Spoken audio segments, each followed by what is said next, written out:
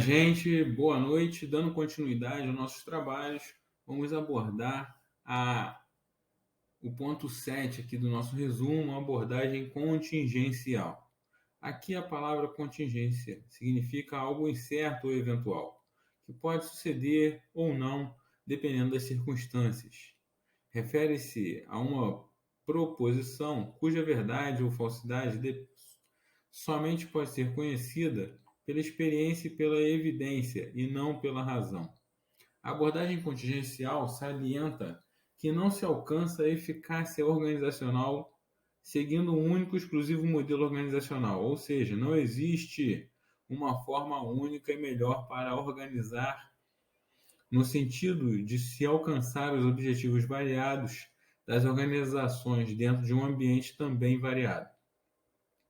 Os estudos recentes sobre as organizações complexas levaram a uma nova perspectiva teórica.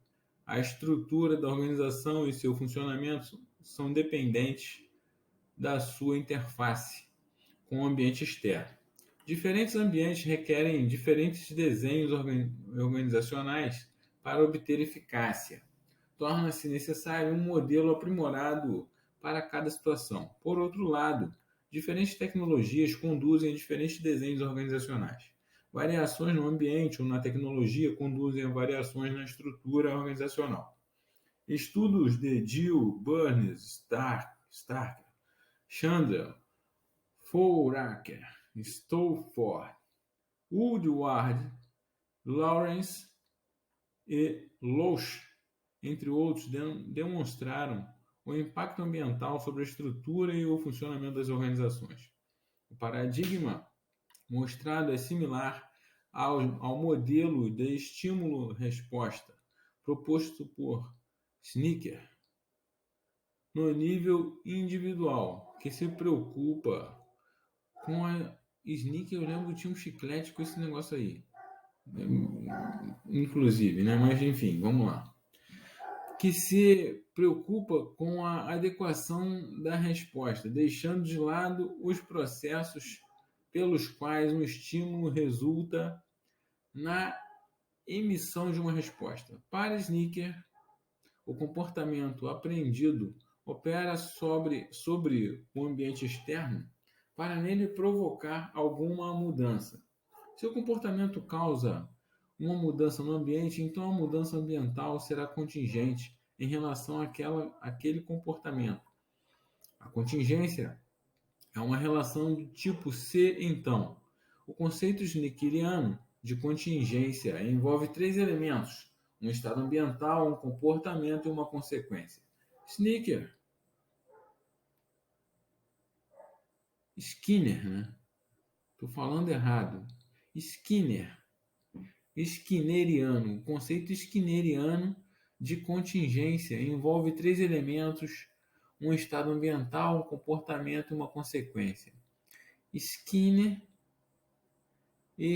enfatiza as consequências ambientais como mecanismos controladores do comportamento aprendido. O comportamento atua sobre o ambiente para produzir uma determinada consequência. Ele pode ser mantido, reforçado, alterado ou suprimido, de acordo com as consequências produzidas. Portanto, o comportamento é função de suas consequências. Essa abordagem é eminentemente externa, enfatiza o efeito das consequências ambientais sobre o comportamento observável e o objetivo das pessoas. Então, a abordagem contingencial marca a nova etapa da teoria geral da administração, pelas seguintes razões. A teoria clássica concebe a organização, e aí se liga nesse finalzinho aqui porque acaba sendo um resumo de todo o resumo. Beleza? Vamos lá. 1. A teoria clássica concebe a organização de um sistema fechado, rígido e mecânico, teoria da máquina, sem nenhuma conexão com seu ambiente exterior. A preocupação dos autores clássicos era encontrar a melhor maneira, the best way, de organizar válida, porém todo e qualquer tipo de organização. Com esse escopo, ou seja, com esse objetivo, Delineia-se uma teoria normativa e prescritiva, como fazer bem as coisas, impregnada de princípios e receitas aplicáveis a todas as circunstâncias. O que era válido para uma organização era válido e generalizável para as demais organizações. Isso é a síntese da teoria clássica. Passa-se a teoria das relações humanas, movimento eminentemente humanizador da teoria das organizações. Apesar de todas as críticas que fez à abordagem clássica, não se livrou da concepção da organização como um sistema fechado, já que sua abordagem também era voltada para o interior da organização. Nessa abordagem introvertida e introspectiva, a maior preocupação era o comportamento humano e o relacionamento informal e social dos participantes em grupos sociais, que moldam e determinam o comportamento individual. A tônica das relações humanas foi a tentativa de deslocar o fulcro da teoria das organizações do processo dos aspectos técnicos para o grupo social, os aspectos sociais e comportamentais. O que era válido para uma organização humana era válido e generalizável para as demais organizações. Da mesma forma, permaneceu o caráter normativo e prescritivo da teoria, impregnada de princípios e receitas aplicáveis a todas as circunstâncias. 3. A teoria da burocracia caracteriza-se também por uma concepção introvertida, restrita e limitada da organização, já que se preocupa apenas com os aspectos internos e formais de um sistema fechado, hermético e monolítico. A ênfase na divisão racional do trabalho, na hierarquia de autoridade, na imposição de regras e disciplina rígida e a busca de um caráter racional, legal, impessoal e formal para o alcance da máxima eficiência conduziram a uma estrutura organizacional calcada na padronização do desempenho humano e na rotinização das tarefas para evitar a variedade das decisões individuais.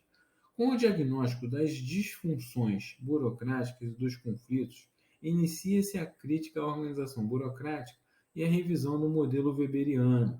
Também o modelo descrito por Weber não cogitara a interação da organização com o ambiente. 4. O estudo sobre a interação organização-ambiente e a concepção da organização como sistema aberto tem início com a teoria estruturalista. A sociedade de organizações aproxima-se de um conceito de um sistema de sistemas e de uma macroabordagem inter e extra-organizacional. Além do mais, o conceito de organização e do homem são ampliados e redimensionados em uma tentativa de integração entre as abordagens clássica e humanística, a partir de uma moldura fornecida pela teoria da burocracia. Dentro de uma visualização eclética e crítica, os estruturalistas desenvolvem análises comparativas da organização e formulam tipologias para facilitar a localização de características e objetivos organizacionais em uma abordagem explicativa e descritiva. A teoria neoclássica, dentro dessa concepção, marca um retorno aos postulados clássicos atualizados e realinhados com a perspectiva de inovação e adaptação a mudanças. É um enfoque novo, utilizando velhos conceitos de uma teoria que, sem dúvida alguma, é a única que até aqui apresenta um caráter universalista, fundamentada em princípios que podem ser universalmente aplicados, ao mesmo tempo em que realça a administração em um conjunto de processos básicos, escola operacional e de aplicações de várias funções, escola funcional. De acordo com princípios fundamentais universais, também objetivos são realcançados, administração por objetivos. Ressalta-se aqui o problema da eficiência no processo e da eficácia nos resultados em relação aos objetivos. A abordagem torna a ser normativa e prescritiva, embora em certos aspectos a preocupação seja explicativa e descritiva. Ainda a teoria comportamental diz o seguinte: a partir da herança deixada pela teoria das relações humanas, ampliou os conceitos de comportamento social para o comportamento organizacional. Passou a comparar o estilo tradicional da administração com um moderno estilo baseado na compreensão dos conceitos comportamentais e motivacionais. A organização é estudada sob o prisma de um sistema de trocas e alicerces e contribuições dentro de uma complexa trama de decisões. É com o movimento de desenvolvimento organizacional que o impacto da interação entre a organização e o mutável e dinâmico ambiente que a circunda toma impulso em direção a uma abordagem de sistema aberto. Enfatiza-se a necessidade de flexibilização das organizações e sua adaptabilidade às mudanças ambientais como um imperativo de sobrevivência e de crescimento. Para que uma organização mude e se adapte dinamicamente, é necessário mudar não somente a sua estrutura formal, mas, sobretudo, o comportamento dos participantes e suas relações interpessoais. Apesar da abordagem descritiva e explicativa, alguns autores do desenvolvimento organizacional aproxima-se levemente da abordagem normativa e prescritiva. Até aqui, a preocupação ainda está centrada dentro das organizações, muito embora se cogite o ambiente. Aí, avançando para o ponto 7, aqui dentro dessa teoria, com a teoria de sistemas, surge a preocupação com a construção de modelos abertos que interagem dinamicamente com o ambiente cujos subsistemas denotam a complexa interação interna e externa. Teoria dos sistemas.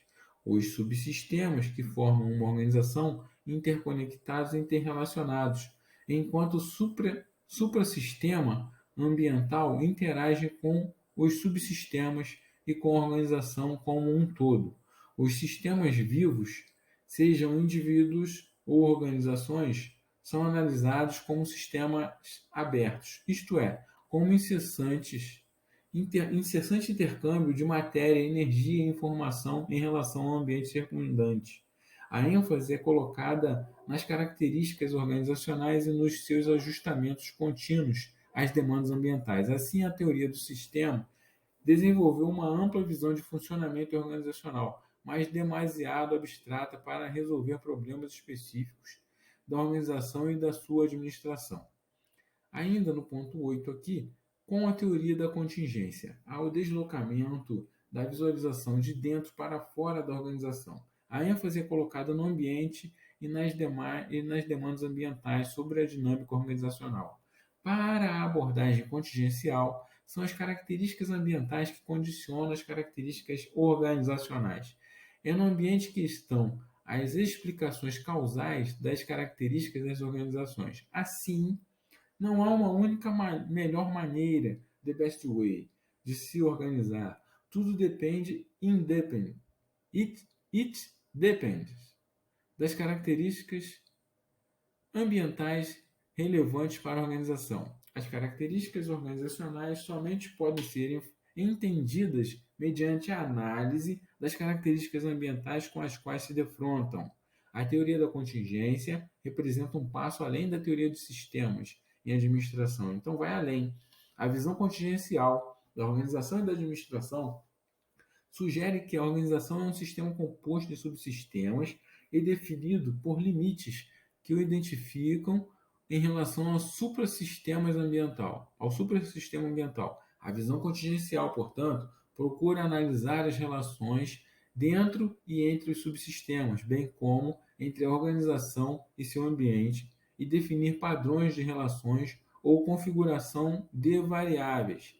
Ela enfatiza a natureza multivariada das organizações e procura verificar como as organizações operam sob condições variáveis e em circunstâncias específicas. A visão contingencial está dirigida, acima de tudo, para desenhos organizacionais e sistemas gerenciais adequados para cada situação específica. A teoria da contingência, portanto, enfatiza que não há nada de absoluto nas organizações ou na teoria administrativa. Tudo é relativo, tudo depende. A abordagem contingencial explica que existe uma relação funcional entre as condições do ambiente e as técnicas administrativas apropriadas para o alcance eficaz dos objetivos da organização. As variáveis ambientais são variáveis independentes enquanto as técnicas administrativas são variáveis dependentes dentro de uma relação funcional. Na realidade, não existe uma causalidade direta entre essas variáveis independentes e dependentes, pois o ambiente não causa a coerência de técnicas administrativas. Assim, em vez de uma relação de causa e efeito entre variáveis independentes do ambiente e variáveis administrativas dependentes, existe uma relação funcional entre elas. Essa relação funcional é do tipo C, então, e pode levar a um alcance eficaz dos objetivos da organização. O conceito da diferenciação e integração. Todas as organizações apresentam características de diferenciação e integração. O que seria então diferenciação? A organização é dividida em subsistemas ou departamentos, cada qual desempenhando uma tarefa especializada para um contexto ambiental também especializado. Cada subsistema ou departamento reage somente àquela parte do ambiente que é relevante para a sua própria tarefa especializada. Se houver diferenciação nos ambientes de tarefa, aparecerão diferenciações na estrutura e na abordagem dos departamentos. Do ambiente geral, emergem ambientes de tarefa, e cada qual correspondendo a um subsistema ou departamento da organização. Ao passo agora que a integração refere-se ao processo oposto da diferenciação e é gerado por pressões vindas do ambiente da organização no sentido de obter unidade de esforço e coordenação entre os vários departamentos. A teoria da contingência, em função do resultado da pesquisa, os autores formulam a teoria da contingência dizendo o seguinte: não existe uma única maneira melhor de organizar. Ao contrário, as organizações precisam ser sistematicamente ajustadas às condições ambientais. A teoria da contingência apresenta os seguintes aspectos básicos. 1. A organização é de natureza sistêmica, isto é, ela é um sistema aberto. 2. As características organizacionais apresentam uma interação entre si e com o ambiente. Isso explica a íntima relação entre as variáveis externas, com a certeza e a estabilidade do ambiente, e as características de organização, diferenciação e integração organizacionais. E 3. As características ambientais funcionam como variáveis independentes, enquanto as características organizacionais são variáveis dependentes. As organizações e seus níveis. Para a teoria da contingência, não existe uma universalidade dos princípios da administração, nenhuma única e melhor maneira de organizar e estruturar as organizações. A estrutura e o comportamento organizacional são variáveis dependentes, enquanto as variáveis independentes são os ambientes e a tecnologia. O ambiente impõe desafios externos à organização, enquanto a tecnologia impõe desafios internos. Para se defrontar com os desafios externos e internos, a organização diferencia em 3 níveis organizacionais. Nível institucional ou estratégico corresponde ao nível mais elevado e é composto por diretores, proprietários ou acionistas dos altos executivos. E é o nível em que as decisões são tomadas e são definidos os objetivos da organização e as estratégias para alcançá-los. O nível institucional é basicamente extrovertido, pois mantém a interface com o ambiente, lida com a incerteza pelo fato de não ter poder ou controle sobre os eventos ambientais presentes, muito menos capacidade de prever com razoável precisão os eventos ambientais futuros. Nível intermediário, também chamado de nível mediador ou gerencial, é um nível colocado entre os níveis institucionais e operacional e que cuida de articulação interna entre ambos. Trata-se da linha do meio de campo.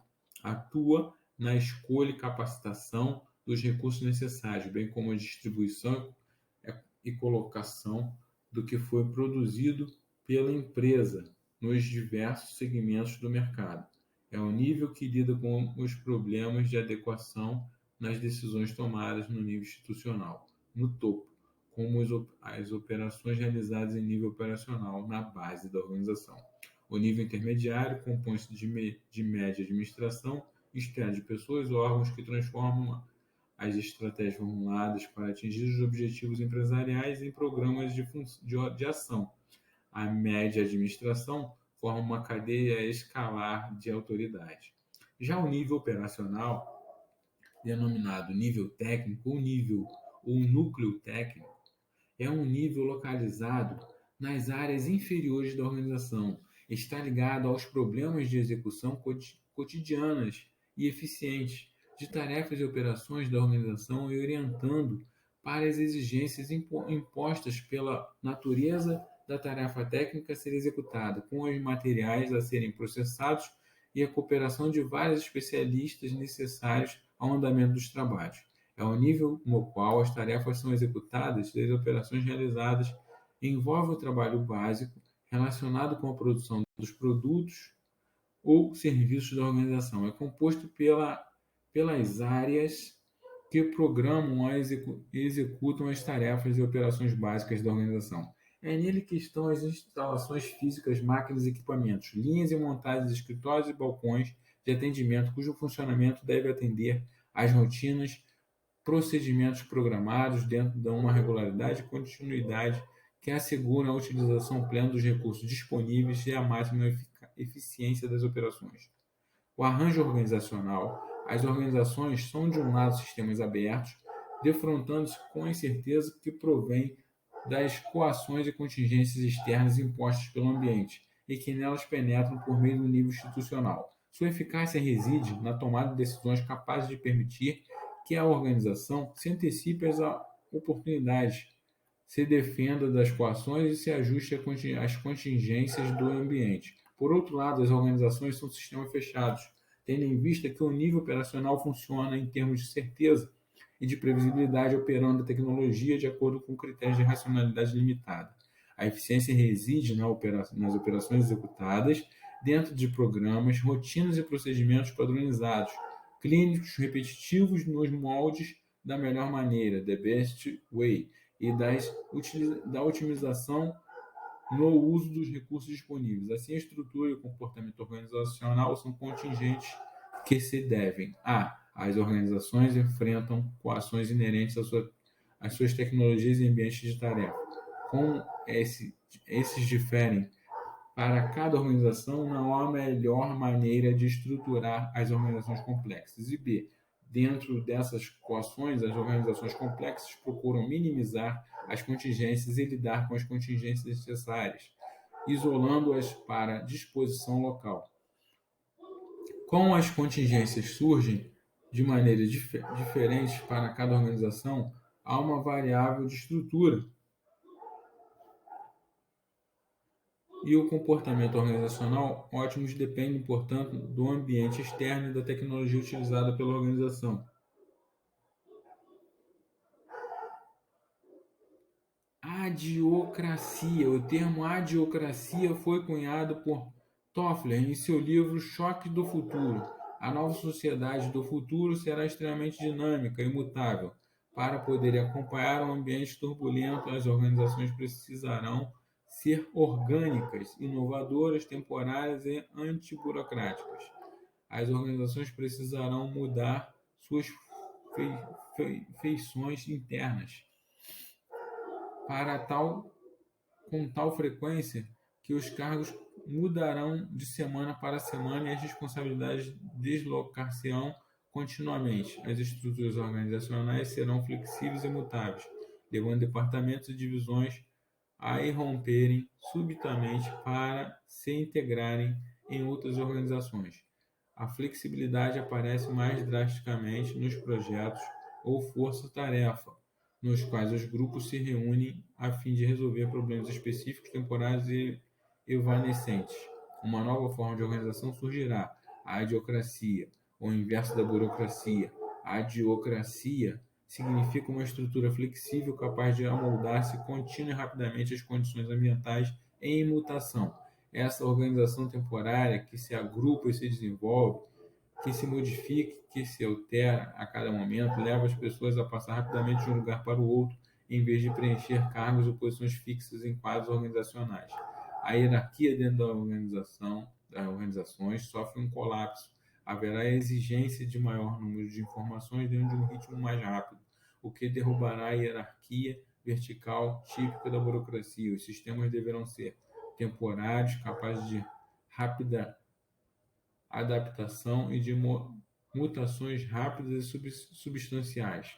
A adiocracia caracteriza-se, portanto, por equipes temporárias e multidisciplinares de trabalho, isto é, autônomas e autossuficientes.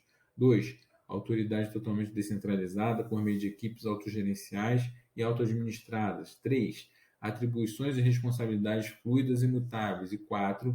Pouca regra e procedimentos, ou seja, uma liberdade de trabalho. Enfim, chegamos a mais uma aula sobre gestão pública dentro da administração pública em geral, ok? Forte abraço a todos e